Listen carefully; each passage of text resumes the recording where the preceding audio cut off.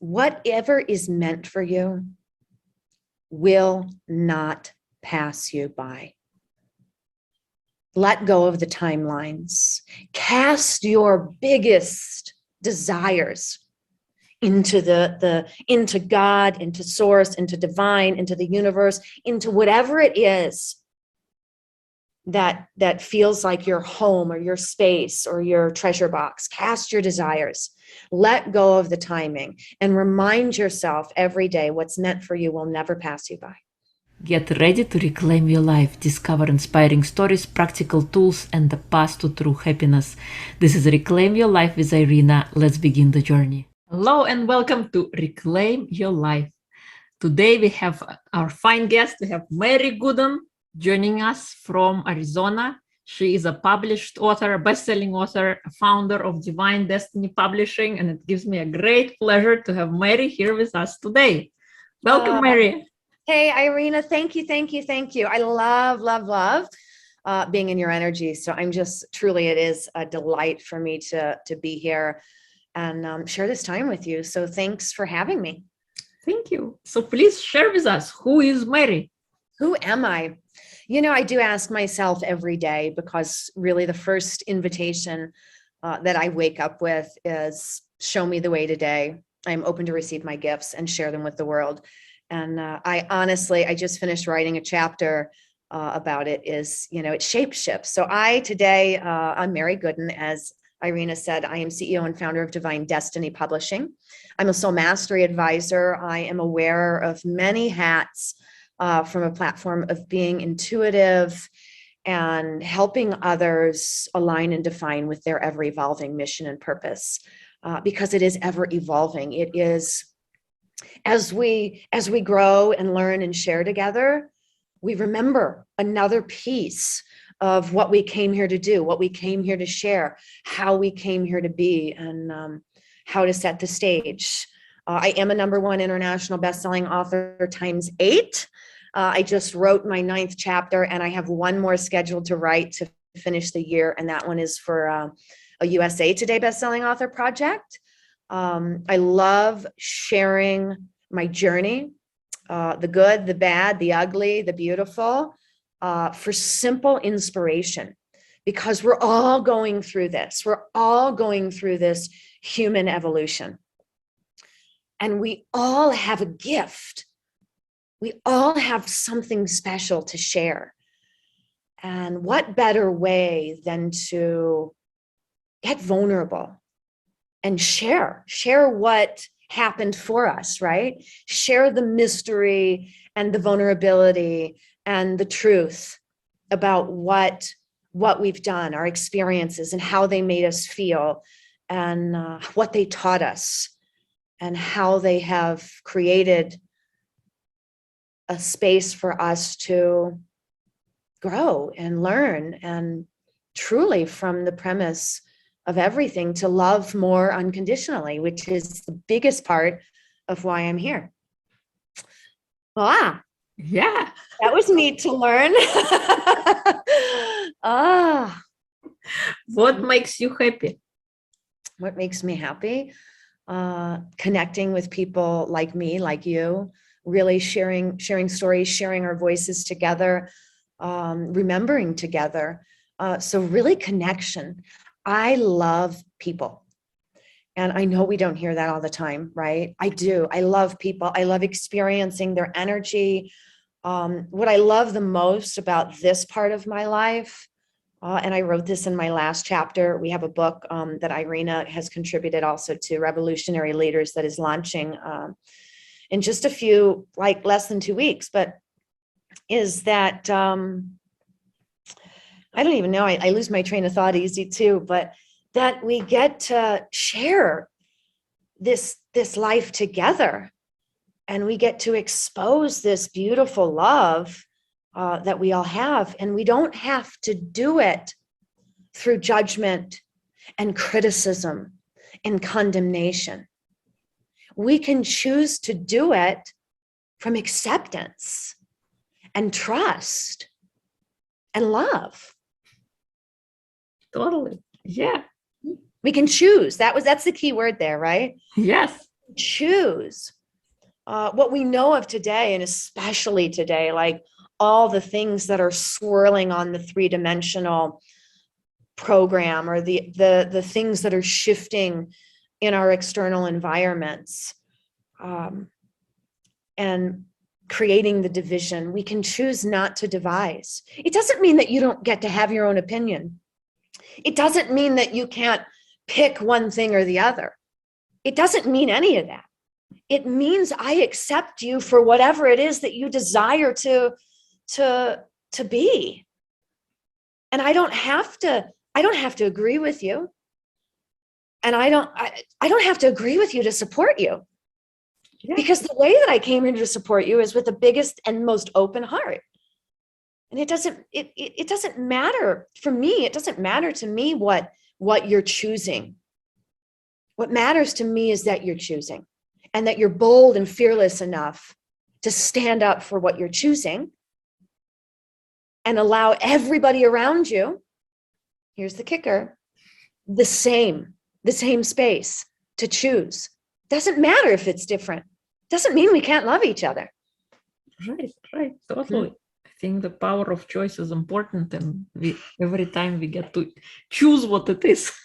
We don't have to agree. We can agree to disagree. Truth.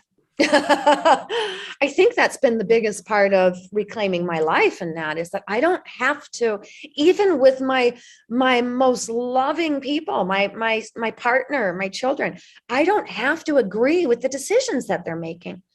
In fact, I call it soul love, and it goes a little something like this.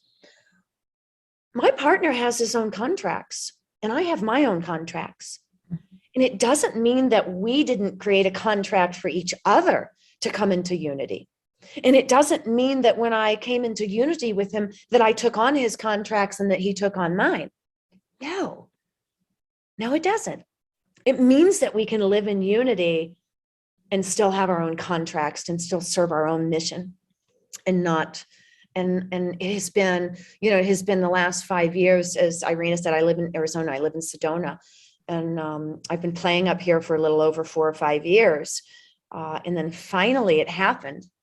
And we had a storm. Finally it happened. We had a storm in New Orleans that sent me up here to Sedona because I needed the internet. I was launching my first book with Divine Destiny Publishing, Aligned Leaders. And I needed the resources that I didn't have after the Hurricane Ida that we had. And I almost went into I almost went into that of panic, and then I realized so quickly that I was already set up.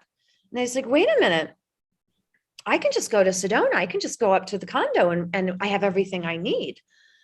And I realized in the eye of that storm that we always have everything we need, and that there's no reason to panic. But I knew, getting to the point, what I knew was going to happen when I got up here is that I call Sedona a she. It's like the great mother for me. I knew she was going to beg me to stay. And I knew that everything that had transpired up until the point of this asking, because it has to be a yes, right? It will always have to be. Everything in my life is a yes, because it comes at exactly the right time. And everything that had leads up to it makes it an easy yes, because let's face it, let it be easy, let it be fun. But the space and time that my husband and I had been having just over the course of the years of me going back had already prepared us to have this time and space to honor this part of our life where he can focus on some of the things that are really important to him right now. And I can focus on some of the things that are really important to me. And in it, just like they've always told us, right? Absence makes the heart grow fonder. Like soul love, like love that it's a fairy tale love and beyond, like love that I could have never even encountered. And the neatest part is that once you've seen it, you can't unsee it. All you get to do is share it with other people. Yeah, thank you. I know. What makes you smile? Oh gosh.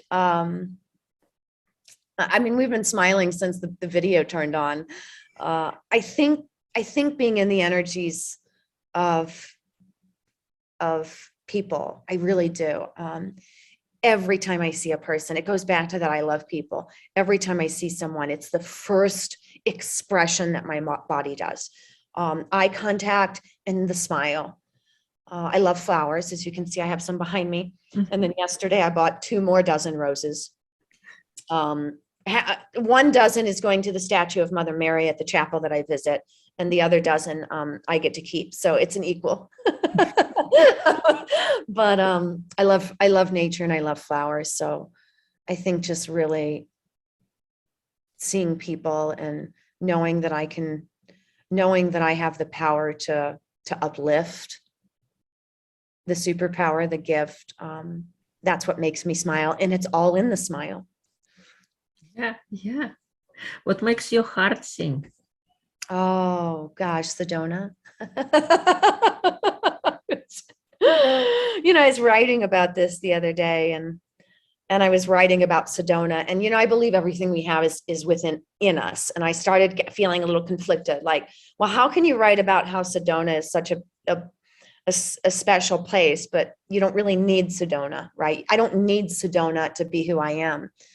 But it does make a huge difference when where you are energetically grounded. Sedona lights me up. She makes my heart sing. She's teaching me how to sing with my vibrational instruments. And also one of the rewards I have gifted myself for publishing so many books is learning how to sing with my harmonium. So learning how to play the harmonium and also sing kirtan with it. So it's incredible. I didn't, Irina, I'll be honest too. I didn't really, none of this 6 or 7 years ago was really even part of my remembrance. I had no idea that I had created the journey, because I feel like we create this journey before we even come in, that I had created such a fun journey for myself. And it really started happening after I turned 40.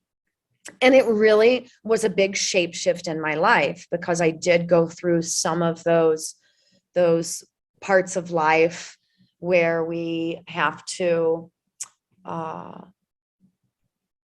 up level or elevate, and not everybody gets to go with us. And sometimes that's a partner, and sometimes that's friends, and sometimes that's certain places. But I certainly am having a lot of fun. What were the 3 biggest lessons you experienced since your wake-up call? Trust, not only trust in me, but trust in everything that's around me. You have to get really connected to your self-trust. It's really important it's in the solar plexus, right? Because I'm a Reiki master, and everything is related to my 7 big energetic set points. So trust was huge. And it's never that you don't trust somebody outside of you. That is an illusion. It is always that you're not trusting your own ability, trusting your own desires. So trust was a big one for me. Oh gosh, I think that another T word which relates to throat is truth. I had to be willing to speak my truth. It was really the first ask. As in my moving meditations, I would get all these intuitive downloads, is what some of you might call them, or all of these thoughts. And I, tell this person this, or say this to this person, or go do this. And I would, in the beginning, I wouldn't act on it. I just thought, that's so foolish, right? They're going to think I'm crazy. And I had to be willing to speak the truth of what I was given. And I had to stop calling myself crazy. So I had to speak truth about that I am I remember speaking to many people in my yoga studio in this very way. I would lead, I know you think I'm crazy, but I'm as clear as I've ever been. And this is what I've heard. So I had to get really comfortable with truth. Mm-hmm. And I would say the third word would probably be appreciation. And in appreciation, I will incorporate celebration, because appreciation to me was being willing to celebrate what I had already accomplished, being willing to celebrate how I took a step forward and how I spoke my truth and how I trusted myself enough to speak my truth. I had to really learn to appreciate who I was, what gifts I had to share, and the many, many opportunities that were moving towards me and are always moving towards me. Because a lot of times we don't appreciate the opportunities that move towards us. We actually look at them as burdens.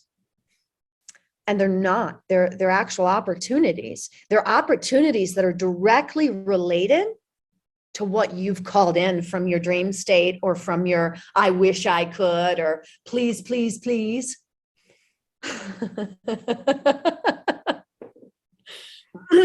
I think it's amazing. Yeah, those three things, the trust, truth, and appreciation, realization of trusting the universe and actually being truthful to who you are, and taking off all the masks that we usually wear. Like, I'm this way to one person and I'm another way, or I'm at home, I'm a different person. And appreciation, like celebrating everything along the way, the good, the bad, and the ugly, and realizing where you are and what great abundance things that we already have in our life that sometimes we don't even appreciate. So true. I mean, abundance, literally, you're absolutely right. It surrounds you. I mean, you could really just open your eyes, and instead of saying, what don't I have? Open your eyes and say, look what I have.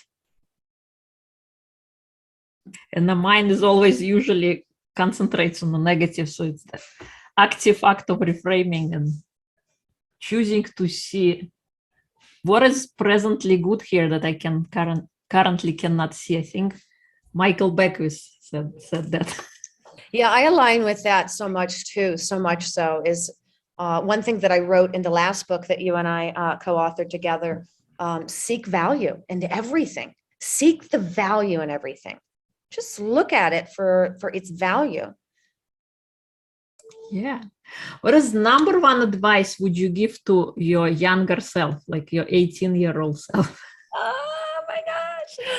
I'm writing a story. This is my last chapter for the year, is writing a letter to my younger self. Yeah. What would I tell that beautiful girl? Do it exactly the way that you did it. Don't change a thing. Great advice. And so with that being said, you might understand the struggle that that has been moving through me to write this chapter, because I really just want to title it, Do It the Way You Did It. Every stitch, every stitch of it, the same. Mm-hmm. And I know that that's wild. And even when I say it and hear it for myself, and it moves through me that way, because I've asked this question for the last couple of months that I've been working on this project. And it's just, I feel like I'm living as my child. And so it's hard for me, it's like writing a letter to myself today. And that's what I would say. Do it the way you keep doing it. You're just keep doing that way. Not everybody's going to like you, but you love you. So what's the big deal? What is your path so far? My path so far? What, my path? Mm-hmm. What do you mean? Where you are in life? Oh, where am I right now? I'm in the best place I've ever been. I really feel like I'm, as I've been saying over the last year and a half, I'm living beyond the dream. Any dream that I have ever had, everything that I have ever dreamt of, has come into fruition, right? And so it becomes, every day becomes the mystery of now I'm open to receive these gifts, because I'm not really asking for anything, but I'm open to receive anything. So my path right now, though, from what I've heard and what I've said yes to, is, as I said in the beginning, I'm really holding the place here to restore the highest frequency of unconditional love. And to that, what I've learned is that I'd love to lead mystery schools for children, where I'm teaching them about frequency and vibration. And really, the way it comes out for me is where there are these schools for children where we get to teach them the truth. And again, I'm a Reiki master in that level. Not that I'm calling myself a master, but I play in the energies of the universe. That is my life. That is my path.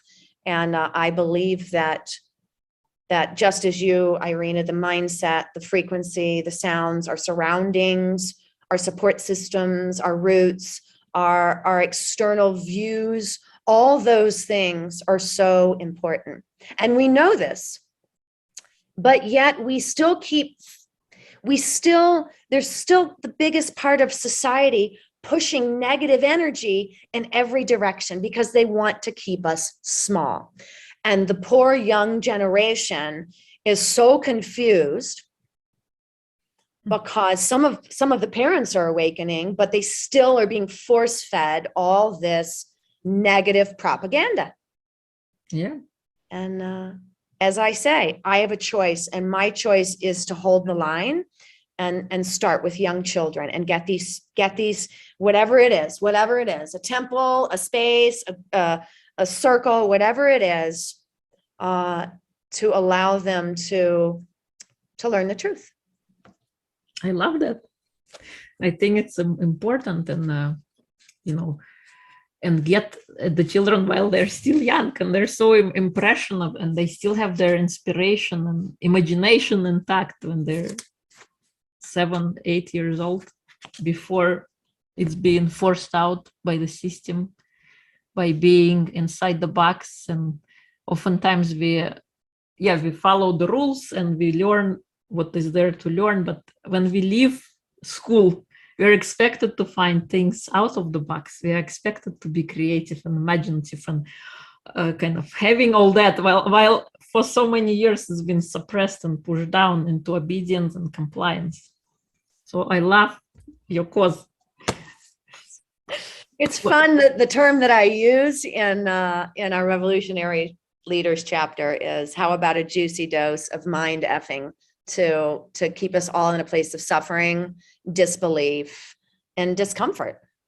Because that's what they do. You said it just right. They put us through school and program us to be one way, and then they spin us out into the world and say, figure it out.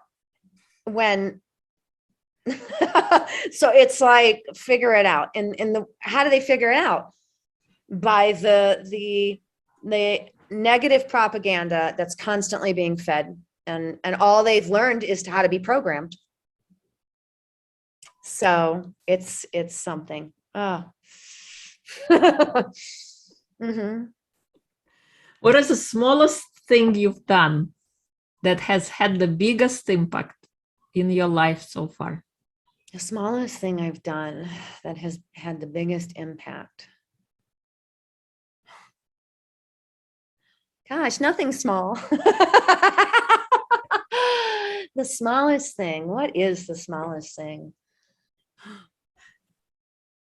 I don't know. I guess, I mean, I think everything is small and everything is big. I think everything is all just experience, but gosh. All of me just wants to say choosing an unconventional life, which for me seems small because it's just like, but that's a hard question. I'm feeling really stumped. Oh. What is small? What does small even look like? it's different for, like you said, for everybody. So it could be, starting a breathing practice, for example, and how it changed your life down the line, or, recognizing, connecting with nature. Yeah. Something that's so small that on the grand scheme of things, you wouldn't even think about it, but it's something that had changed your life for the better. I really think that what's readily coming to me is taking a moment, and it has to do with nature. It was giving myself a moment, and this was in 2001. So I don't know, 21 years ago. And so I revisited just last month too, but it was taking a walk on the beach and recognizing, and it was in Pensacola Beach, and this was 21 years ago, but just recognizing that I had a choice, but it was just taking that walk on the beach. It was just feeling the support of the ocean and the squishiness, right? The softness of the sand. That really, it really hugely turned my life around, because after that beach walk, I went back to my part of my corporate life in the beginning, and I shape shifted. I quit. I walked out, and I did go right into another branch of the same thing, but in all that recognition. And then so 21 years later, I just visited Pensacola Beach again with my husband, and it was nice to get back on that land, but it was recognizing that I had a choice. It probably was a big breaking cycle to my people pleasing activities too, because, let's face it, a lot of us women in that time, again, 20 years ago, we were climbing the corporate ladder. We were striving. And in that, what we knew how to do was please our employers, or please our bosses, or please our CEOs, from look at what I can do. Look how much I can get accomplished, and we really overwhelmed ourselves and overextended ourselves to please. And so that walk and that walking out on that position changed the trajectory of my life, because really that day, I walked out, and I called my friend, and we had been a regular at this church. It was what's the word? Non-denominational. Thank you. Non-denominational. Thank you. I was stuck. But we went into the service that morning. Literally, I walked out and I called her, and we met at church. And I sat into that sermon that day, and the sermon was leaving behind a legacy. And in that moment, in that very moment that word legacy moved in, the seed was planted in me to have a child. I had been married to my first husband, the father of my children. I'll call him the husband, for 10 years. And we still hadn't had children. And I didn't want children, because my corporate life was my life. And I didn't want anything to come in and interfere with my people pleasing. So that small part of walking the beach brought life to my two daughters, which are also very high and mighty in the light work. And they too are here to create lasting change in the world. So I guess that's a big deal. Well, you see, simple walk on the beach led you to this, right? Mm-hmm. Yes. Well, I had to trust myself then too. It really did. So thanks for pulling that out of me. We discover so much. That's why I like this. I like these interviews. I like connecting with people, because we discover so much, and we remember things about our life. And just like we saw there, that whole remembrance of quitting a corporate job could have been a very negative impact. I could have always looked at it like a negative, but I didn't. Even in that story, it became this really inspirational piece. Like, it's okay for me to choose me. Yes. Because there's something bigger. Yeah, in the end of the day, it is you. It is about reclaiming your life and choosing, like you said many times, choosing you in that regard. I just want to say one thing that's been really percolating in me this month, and has just been wanting to come out, and it's nothing new, It's a simple reminder. It's a simple, simple, simple reminder. Whatever is meant for you will not pass you by. Let go of the timelines. Cast your biggest desires into into God, into source, into divine, into the universe, into whatever it is that feels like your home or your space or your treasure box. Cast your desires. Let go of the timing and remind yourself every day what's meant for you will never pass you by. I think that's beautiful. If people would love to find you, where would they go? Anywhere.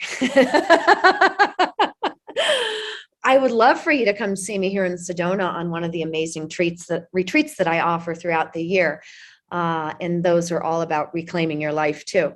But you can reach me at really simple, marygooden.com, www.marygooden.com. Thank you so much. And we will share all the links and episode notes. Thank you so much for coming on and sharing your empowering story of reclaiming your life and the 3 amazing lessons that you learn, to trust yourself, the truth that you speak and stop calling yourself crazy, and appreciation and celebration of everything that you have in store for you. And just like you said, whatever is meant for you will come for you. So true. Thank you. Thank you, Irina, for having me. Always, always, always love to be in your energy. Thank you. Is there anything I haven't asked that you would like to share?